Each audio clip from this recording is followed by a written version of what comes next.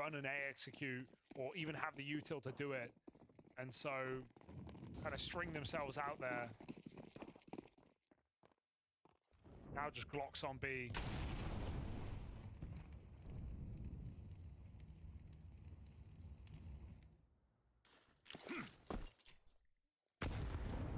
That could have been something. Just gonna dive through the smoke. Only one player here. Central needs a couple. A little ugly on the first. Oh. But my God, will he keep the rest in check? Essential, he's done everything he had to and then some. Oh, whoa, there was one bullet in that perimetry. He had to put a fresh mag in, but the one shot he gets, he delivers on. Do it with an AWP. Dude, that's crazy. One bullet in the gun. Perfect headshot. But still, decent anti-eco with Essential finding 4 kills. It's not the end of the world. As Bates look to come back into this game late in the day. They've leveled it out at 8-8.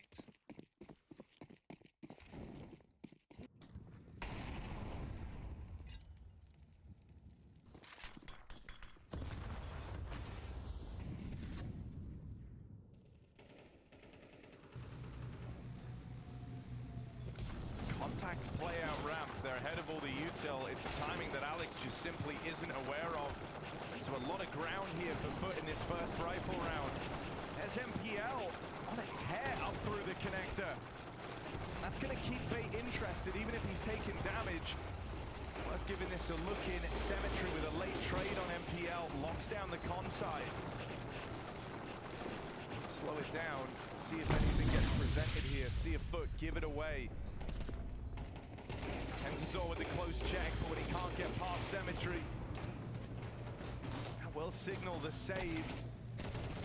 Oh wait, hold on a second. 2 kills gifted over very, very quickly. Our kit's in play. Bait aren't going to attempt this. They're just going to get out with these guns. Too far gone there. Still don't have any more informed positions, and bomb is open, so Bait going to give it up, get some damage on the way out, get some guns. All is good. They have plenty of buys available after their forced victory and clean enough anti-eco. Important round for Foot to net, setting quite a dangerous precedent in the first gun round, that they will just walk out ramp off the top of the round. As Bait were fighting middle, had no idea until it was already happening.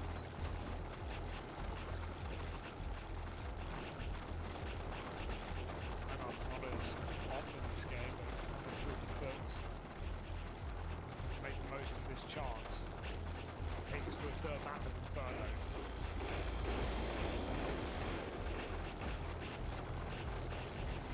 Gonna do it anywhere. It has to be Mirage, even though it's Bait's pick. It's just numbers are so good for Foot. So much comfort. Just getting a great game out of Masutra as well in the first half. Let's see if that will continue here on the T side.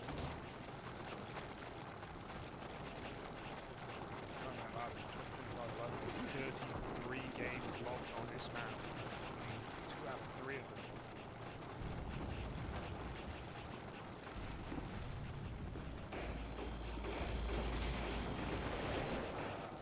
MPL ran this. It wasn't quiet, but no one heard it. He's going to catch Cemetery lining up util. That's also the bomb drop back in apartments. A lot of info for Bait to work with, and MPL, again, trying to find one of these golden timings. I don't know how they haven't located him. It's been loud in this, trading places now, running back through. Finally, MPL's luck runs out. They know where the bomb is, they know where it's going. We're really just planning on following through with this B hit. After the bomb was spotted earlier on, Headtrick's been tucked in here at the car. Waiting for the creep out. Jugs with the drop down. That's okay. It's all still fine. Kenzazor, it's 1 TK. You imagine that doesn't cost them everything, right? Except this push through market. Flanks on flanks, a long way away for Bait, and Kenzazor with a smart move to just get out of danger. His team is so far away. Wait for them to close in, and we can play this all together. Don't give away the kill. They're slowing it down, Foot. They're waiting for something. Having to get to position. Heard in the market. By that CT rotation, Alex moves in. He'll look to play last. Does his team come up through the apartments, trying to find positions from foot. The whole idea, if you can give them a false sense of security about market, trying to tuck from these other angles, they might just open up to you late. It's a big double though. Demon and Gravity both get their kills. Alex now has no choice but to go. Time ticking off this bomb. Now Squeak a win past the bait. Knocked out on the retake. Blank joining up on that B hit. Really Put a round on the board, and this one remains competitive with Foot using to give up an inch of ground. Yeah, nice. I mean, in hindsight, that team kill matters so much, right? Because Hedrick gets his frag, then bottom fragger in the server, Kenzazor kills him, goes on to give up B, which, again, is a smart move to play with your team, but it doesn't work out in the post plant. 2v3 shut down with a window flank. And Foot, they're onto something here. In the right direction, 10-8. Despite the disasters of winning their anti-ecos. Gun on gun, they're holding their own. Nice molly, Hedrick has him covered, but smoke comes in. Double nade, big boom, Demon's gone.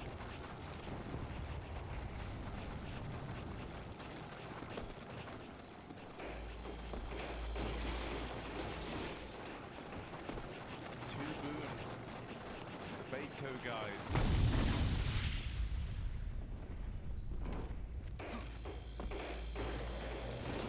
Just follow through with an A play. It's really all the ground they're left with here. The util for the exec as well. Prepared for Essential, who looks to play late. Contact taken out from the bench side. That's a nice opening kill out of Dukes. MPL still here to offer up resistance, and Foot start to lose any initiative they had here. Only Jude's left, and MPL does not give him the room nor the respect to get that bomb planted. MPL's such a monster, man. Another top performing game out of his in-game leader. Recently signed full-time to bait. Did not want to trifle with Na'Vi. Yeah, that's off the, quite the loan. Ended up here for a while, and Na'Vi eventually decide to free the MPL. Let him loose in this bait team full time. He's loving it. Him and Hedrick, two prospects, 18 kills each. Just charge. Oh god, team kill with the Glock. Nightmare mode. They shouldn't be getting out of hand here, but for a 10-10, they respond efficiently. Anyone's game, deep into Barrage. Will Foot let it slip through their fingers, maybe even through their toes.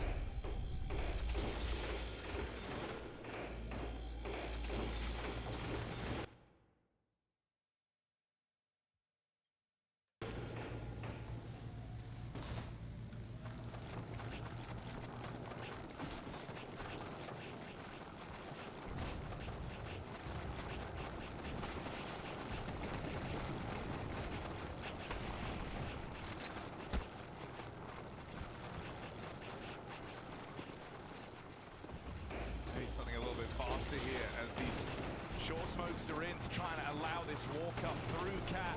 Kenzazor with a cool head on his shoulders and a triple B-lean called from MPL. Cemetery goes into this stack. A 1v1 in front of him for this site control, but Rotate's starting to arrive. Cemetery looks to pick them off first. Good awareness of this market player. Cemetery. It's the ball rolling on this clutch. First kill in, but wasn't ready for Alex. Sneaking his way up through short, making it in deep. Clutch denied. Bait. Going for the close. Kenzazor's had a really tough game here, and when they rush him on B, shows up when they need him most. Swiveling around, double kill. As Bait draw closer to taking this victory, to remaining the most wanted, to keeping that money on their head. Someone will come running for it in stage 2.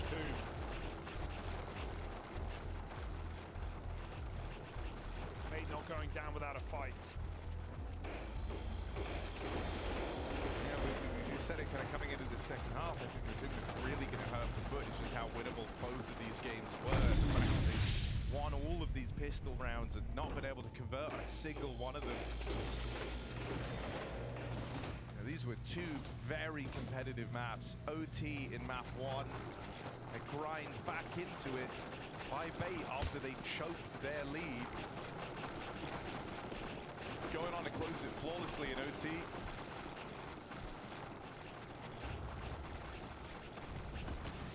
And now here, Mirage also goes the distance, but will be decided in these final few rounds. There's a hero gun for Cemetery. It's exciting for Bait.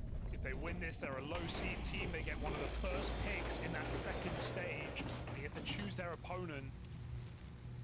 Second lowest seed in that second stage. Unless things heat up and we have a bunch of upsets, we'll have to see how this week goes out.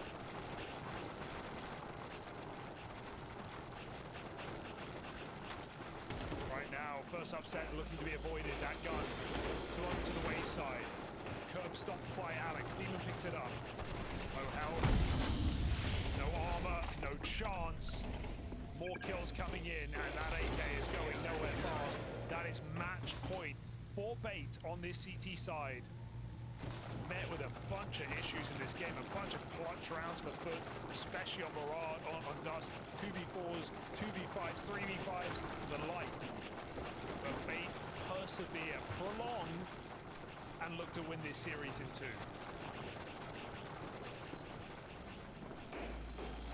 You said it already, but that means Bait will keep on fighting.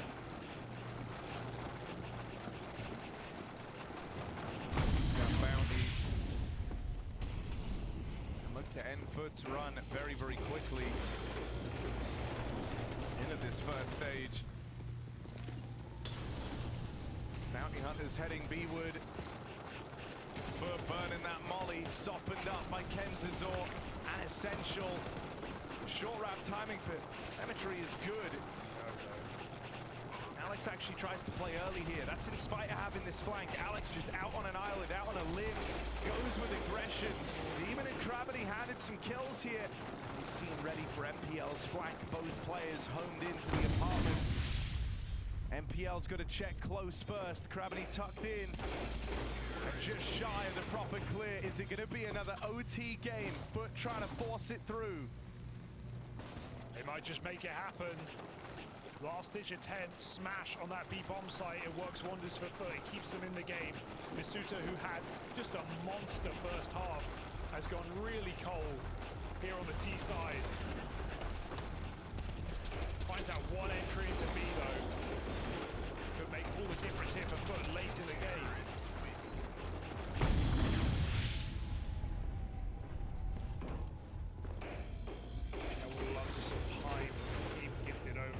Apartments flank would have called that very early.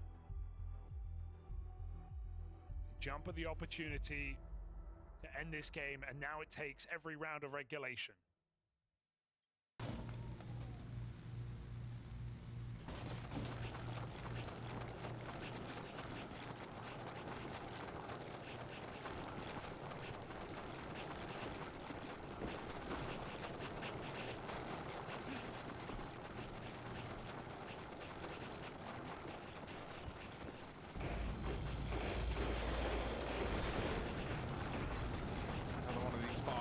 Masuta leading the charge. Hedrick will get the spot off, but he's trapped in at the ladder room. The pace. A really pacey round, one that Alex is thriving in. 2 kills from him, and now he's got a crossfire to play. Support from jungle. They're trying to fight Demon out of the stairs.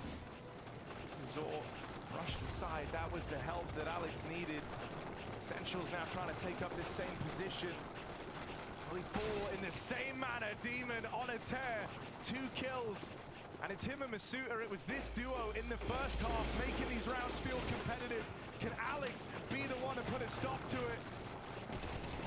Oh, it's a lot of damage. One shot ends and just robbed away. Overtime and denied. Alex looking them dead in the face, square in the eyes. as Bait bounce back and deny Foot in the opening round of Bounty. Oh, Bait laugh him out of the server. Great game out of NPL. Clutch to close for Alex. Hendrick, Orping, definitely winning that head-to-head. Bait survived the fight. They do it in two, Harry, and they go on to survive another round here at the Bounty. Yeah, but making this series competitive, but not enough to take down the most wanted. Bait just about survived by the skin of their team, or rather I should say by the skin of an Alex Clutch. That was a crazy way to end out the series. Thanks to Alex for that one, saving Bait in this regard. That was a wild last round, Peter, you know, and I guess the entire game was kind of reflecting what we saw in Dust 2 as well. Very much back and forth. Not always as pretty as you would hope for, but very competitive. Two teams that match each other well, and I think Foot right now must be sitting with a feeling that, this one also slipped out of our hands. They were competitive and they could have won Mirage. I think obviously one of the reasons why they didn't convert any of these maps was also the way that they won both pistols, or all four pistols, and all four pistols, but also managed to lose all four fourth fights. So in that sense, you know, that is a, you know, probably Digger from your career, maybe like if they get a go that winning a pistol round feels good, but losing the second round and not converting, that feels even worse. And you know, that is not the case that you want to see. Like, and if it happens 4 times and you still make it this close, then that would have been a case if you would have converted, you could actually have won the 6. I mean, shout out to Masuda in the first half as well. He was looking amazing. It was a shame to see him kind of falling off in that second half. Sure, there were moments where Foot made it close. We thought, okay, is this one going to go to an overtime as well? But yeah, just good stuff from Bait to kind of be resetting to focus on that, right? I think Masuda, he had what I expected of him, you know, in the sense of his raw mechanicals. Like when he came out of Catwalk, he had just one thing to focus on, and that was his aim. And that is what he's really good at. You know, Masuda has always been to me, whenever watching him play deathmatch, I mentioned before, he's like very mechanically skilled gifted.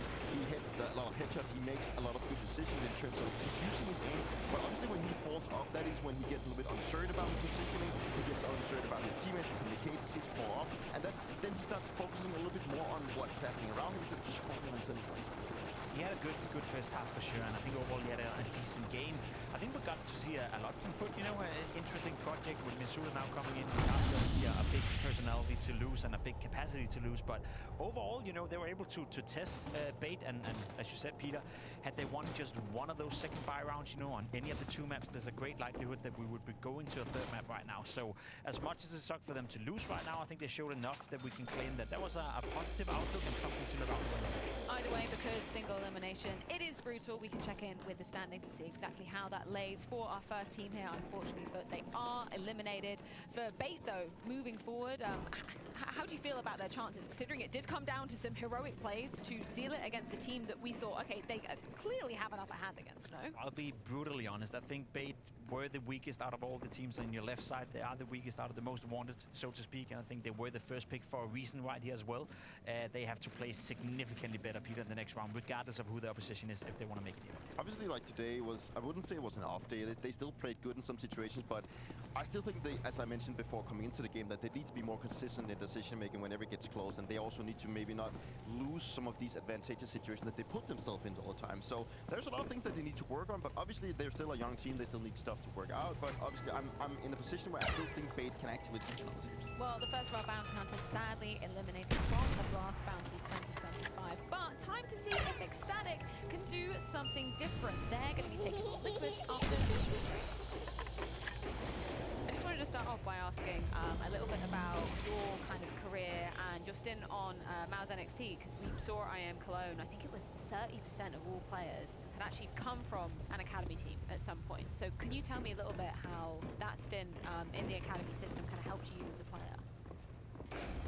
Yeah, I think my stint in Mouse NXT helped me a lot of like developing my style of play and also being more mature as a human. I think there was some great staff that took care of us and helped us pushing in the right direction. And then yeah, I think our collaboration with the main team also helped a lot. That yeah, we got a little bit of insight into how the tier 1 was working. So yeah, it was maturing me a lot. How has that style kind of developed? How would you describe your play style currently on Ecstatic? I think my play style is like trying to take space and trying to create openings and create space for the team, and yeah, but also being more disciplined and play the clutches and situation correctly as much as possible. Now, Liquid, your opponent here at Blast Bounty, how confident are you feeling, considering they don't look like the Liquid of old, right? There's clearly some struggles that they've been having in this game. Yeah, I think we are pretty confident. Like we know we are a good team, but they can also play great, even though they haven't showed it for some time now. But yeah, I think we respect them, but we also know that if we play our game, we are gonna beat them.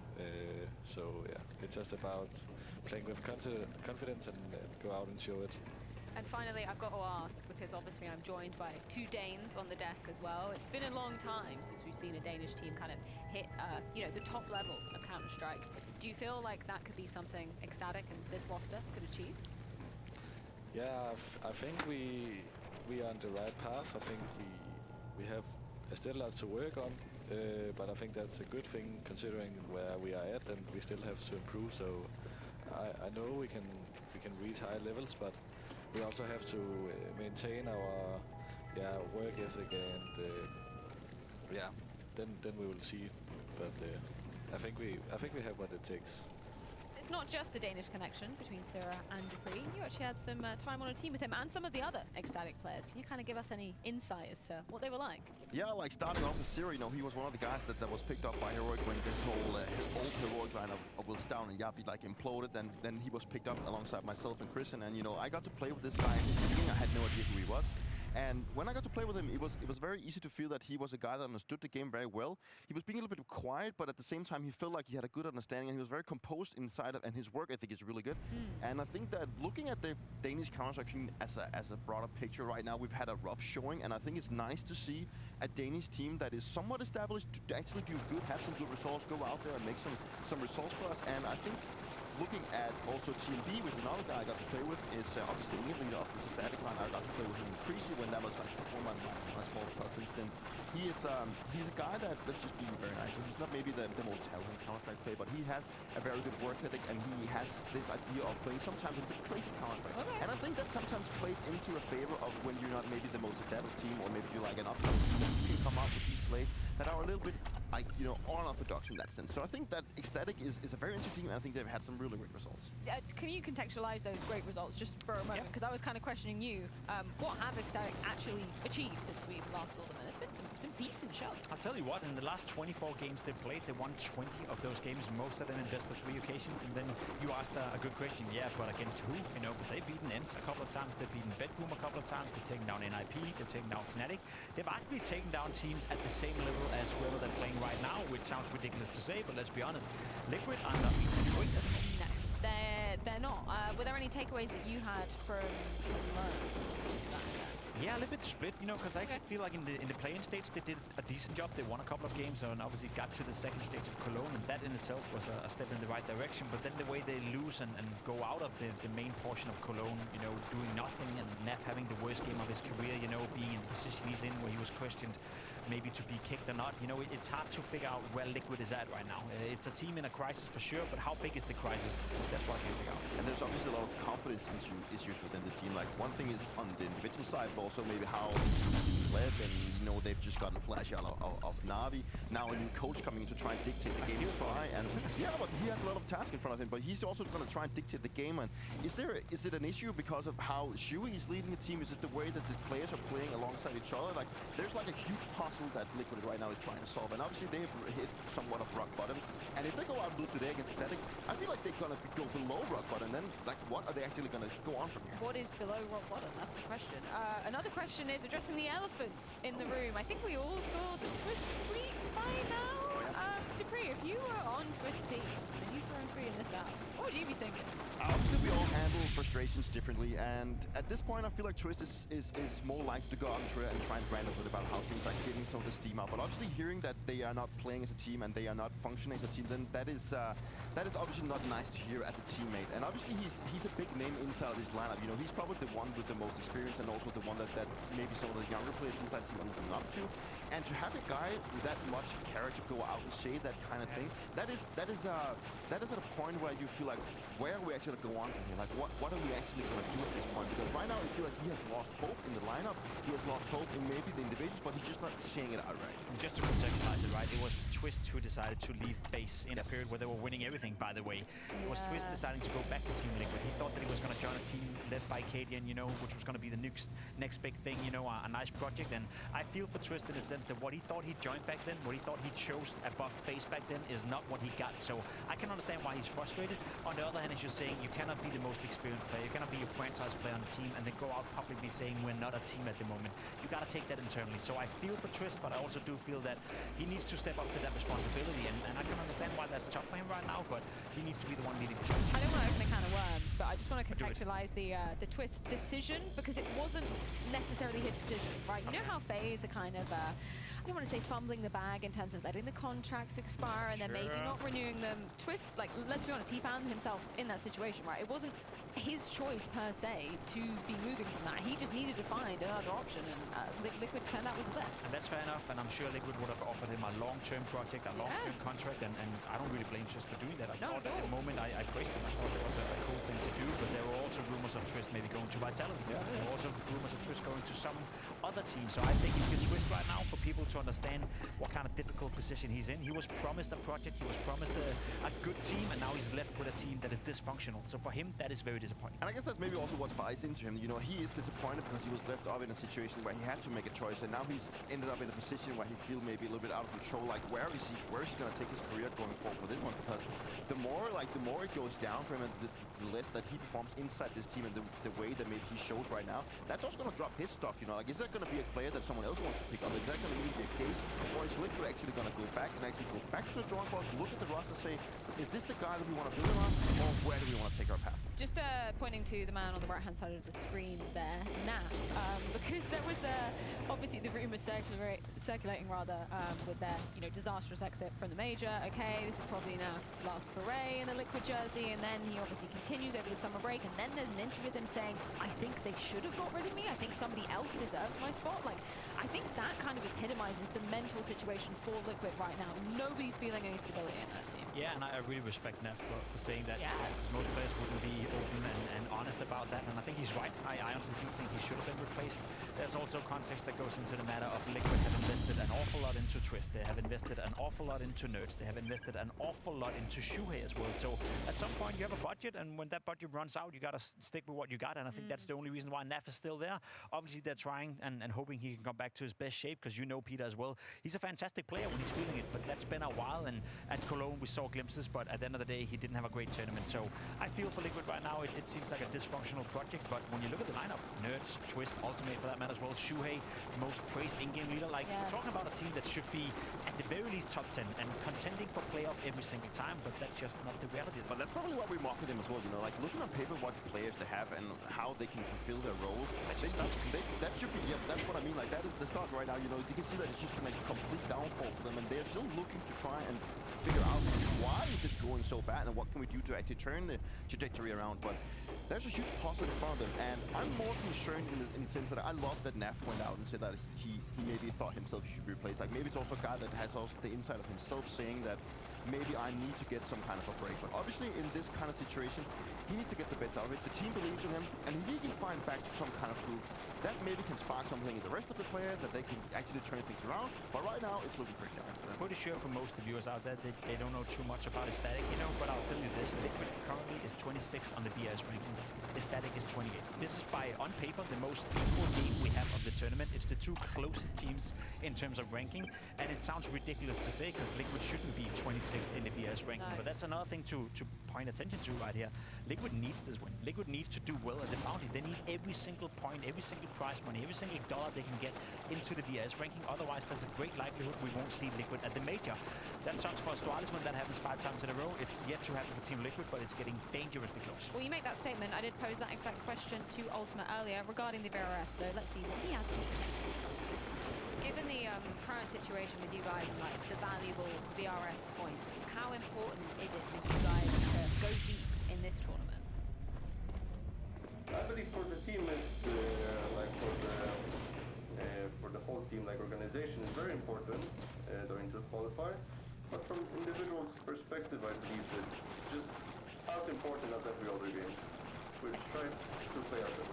And just for like the longevity of Liquid, making sure that you guys still get the invites to these top tier tournaments, right? Do you feel pressure to be achieving these VRS points at this tournament in particular? I don't really feel pressure that much.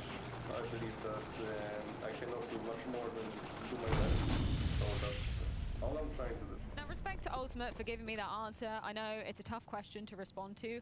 I don't know whether I buy into that, Jacob. Surely, you're on Team Liquid. You're on one of the most established esports organizations, period, not just in Counter-Strike. And you're willing to say you don't feel the pressure to keep up the opportunity to get invites to the best tournaments. Like, I'm not buying it. I'm not buying it. No, I'm calling bullshit as well. You know, and it summarizes the entire situation right now for Team Liquid. You know, Twist walking out publicly saying that we're not a team at the moment. Nav saying, yeah, they probably should have kicked me. Ultimate saying he doesn't feel pressure. Let's be completely honest right now. Let's be bluntly honest. Liquid have one of the biggest budgets in the world of Counter-Strike. It's one of the biggest organizations you can potentially represent. It's a team that has invested an awful lot into their players, in Nerds, in Shuhei, in Twist, and trust me, these guys are getting paid an awful lot of money for playing Counter-Strike. So for them to be 26 right now, for them to be in the conversation of not making the major, and it's not like with Astralis where they're missing it out by one spot in the VS ranking or where they're very, very close. As I said, for Christ's sake, they're currently 26th in the VS ranking. It is abysmal, it is disappointing, it is almost disrespectful to the game of Counter-Strike. So yes, this tournament is mega important, and I don't give a whether it's online or offline or whatnot. You need to win every single game you play right now if you want to make sure that you're still relevant in the world of Counter-Strike. Otherwise, you're just a laughing stock, and I don't want Liquid to be a laughing stock. No, but it's like, as you mentioned, like it's about the VRS, but it's also about safety and dignity in terms of where they are right now. You know, because as you mentioned, Freya, like Liquid is a top tier organization. It's an organization that's been in the game for a long time that people expect a lot of things. And I remember when they brought in Nerds, I was like, oh, this is actually a project that's going to be very interesting. And in the beginning, it did look promising, but now it's just like gotten to a point where we are feeling like, where is the direction going, and where are they actually supposed to be heading? And I'm just concerned that they don't know themselves. And with all the things that we hear, one thing is from Twist and from Ultimate saying that we're not feeling the pressure. Like, it feels like it's a team that is so dysfunctional that the only option it is right now, if we don't get a good result here, is to actually try and go and make some changes. But that's the thing, I feel like every time there's made a change, I've been teased, right? Yes. Even with Ultimate joining, he had like, was it Katowice or Cologne? I can't remember. His debut tournament, he looked great. And then the slump, and then adding Nerds. They're looking great. And then the slump, and then adding Shuhei, thinking this is what it needs. You know, we need Twist to go back to his star roles, take off the shackles of being an Ingo leader, get rid of that pressure, and still nothing. Like, I don't really understand where they are. You can't fault Liquid for not trying. You know, JKS was in there as well. I reckon JKS would have been a great replacement for Nat right now. Maybe that was the wrong decision to not stick with JKS and keep Nat if both parties wanted that. I don't know. Liquid are trying. They're making a lot of roster moves, but at some point, I think the responsibility comes down to the players, because that's where I'm at right now. You know, the management, I think every time we saw some of those roster changes, it makes sense on paper. You know, getting Shuhei makes sense on paper. Getting Nerds, that was a massive signing, a great signing. So I think a lot of the signings, a lot of the moves they've done, it makes sense on paper. At some point, it comes down to the players to deliver as well. You're getting paid an awful lot of money. You're being brought into a team with a lot of pressure, sure, but you were able and should be able to withstand that pressure. So I don't like to do this, Peter, because often I think it's a holistic, you know, thing where you have to look at it all from a 360 perspective. Right now, I feel it's on the players to actually deliver. Not deliver to a point where they become a top 5 team or top 8 team, which they were supposed to, but at the very least deliver to a point where you qualify for the game. And this is where it gets so complex, because I've been in situations before with teams where we've had issues inside the team, whether that being from player to player or as a team, in terms of our dynamic play style, where we are constantly trying to figure out why are we playing bad all of a sudden. And it's like, sometimes it can be so complex trying to figure out what is actually the issue, because you start figuring out, okay, we need to do this approach, then that doesn't work. You need to check another approach, that doesn't work. You just constantly change your direction in your play style and the way you approach the game, that you will never get that kind of fundamentals going that you want to be able to play good. And that is sometimes the case, that sometimes you just need to accept that you are in a slump. You are in a position where this is not working right now, but we need to grind it out. We need to just everyone play on the same kind of page and just try and grind it out. But if you keep changing your direction, you will never get that fundamentals going. Is there a way to like quantify that aspect though? Because I think that's something that maybe we can be a little bit guilty of, just purely as viewers of Counter-Strike, saying, okay, you've made this decision, I'm going to give you, just as a bystander, 2 months, 3 months, and then if it doesn't work in my objective position, you should make a change. Like, what is it like when you're in a team and you're actually trying to work through these things, trying to grind it out? Is it good to put those kind of time limits on, or like how do you work? I think both yes and no, because obviously when you're in a team, you're fighting constantly for your own position inside the team. Like, it's a competitive environment that you know that if I'm not performing, then someone else is going to get brought into the team and he's going to take your spot. So of course, if you get like a time limit saying that, okay, you've not been performing for the last 2-3 months, maybe you will get given another 2 months to actually start performing. If you don't do so, we will start looking in other directions. You know, that puts pressure on the player, but if the player is able to, you know, use that in a sense of actually stepping up his game, putting in more hours, figuring out why things are going wrong, if you actually can narrow down to being that one individual that actually causes the issue, then of course it can work, but it can also just have the opposite effect that the guy loses even more confidence. And I've been in a position before where I was told, well, specifically going back to the Falcons time, that, yeah, we're going to bring in Nico. And then it was me and Matt, we were sitting thinking, all right, so he's going to come in like 6 months, he's going to take one of our spots. And then it starts becoming like an internal competition of saying, okay, I need to be looking better than the scoreboard than this guy, you know. And I don't know if that's the case with Liquid right now, that they're in like internal battle, that I'm fighting for survival, I'm playing a little bit on my own, I start thinking about my own individual level instead of thinking on the broader aspect that I need to do this for my teammate. And sometimes in terms of team Counter-Strike, if one guy changes one thing, that makes your teammate change another thing. Then all of a sudden, when you look at a couple of weeks later, then everyone has changed something up, and then they're thinking, why are you doing that? Well, that was because you did this, this, and this. Let's just be bluntly honest as well, you know, and you know that, Peter, as well. You said it yourself. Everyone has to come to the same page. Everyone has to buy into the project. And the second you feel one of your teammates is not buying into the project, which you experienced with Falcons, obviously, with Nico coming in, that's your coach, that's your organization saying, we're not buying into this 5-man roster. We're bringing in another guy. It changes the dynamic within the team. When Neff comes out and he says, I don't think I should be on the team, well, that is already one guy not buying into it. When Twist comes out saying, we are not a team, that's another guy who's clearly not bought into it. You bring in Flashy, then a guy who's been assistant coach on the Blade, who's trying to come in with a new system, who's probably super motivated to get his first chance of doing so. Well, how is he supposed to buy into the system when the first thing he's meeting is 2 players not doing that exact thing? So it is extremely difficult, easy to point out the problem, very, very troublesome to fix. Well, either way, the pressure's certainly on for Team Liquid. Time to see if they can withstand it versus Extend. That's right, it's a very close matchup, this one. A real coin toss game. It's the super hot Liquid nut head-to-head, Hugo.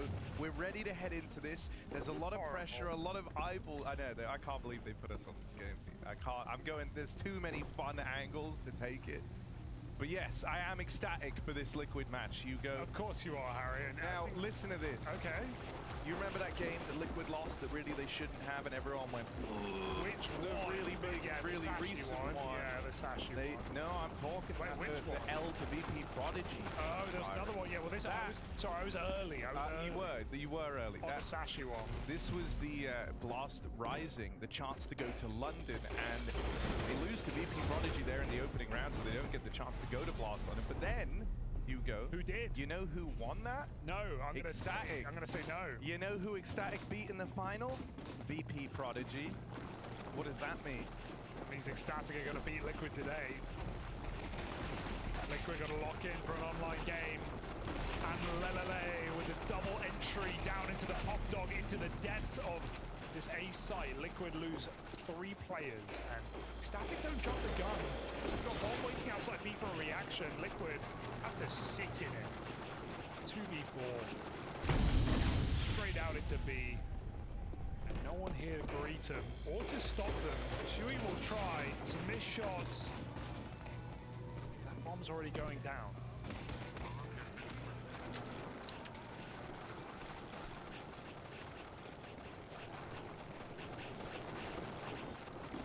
Trying to close the distance. Right past Sierra, there's still one more in the sight, and oh, it's Nut. Of course it is. My ghost. 2 kills to close. Nut. Nothing Liquid can do about that. Nut. What a good name. Yeah. Let's all just kind of soak that in for a second. Yeah? Really horrible phrasing there to describe it. Soak your nuts. I like it. I like the name. What about repetition as well? Yeah. Which is uncommon. Well, if you like repetition, what do you think about Anlelele? Anlelele, pretty good name. I'm going to go with Anlele this game. Following an official complaint. I think it's a bit of a mouthful. What about Anlele? Okay, we can go for the double way. You know, Some say that's some say the double way is the way to go. But I just feel like if you're going to do 2, why not do 3? At least I'm like giving up early. Anlelele. Not my goat in the feed.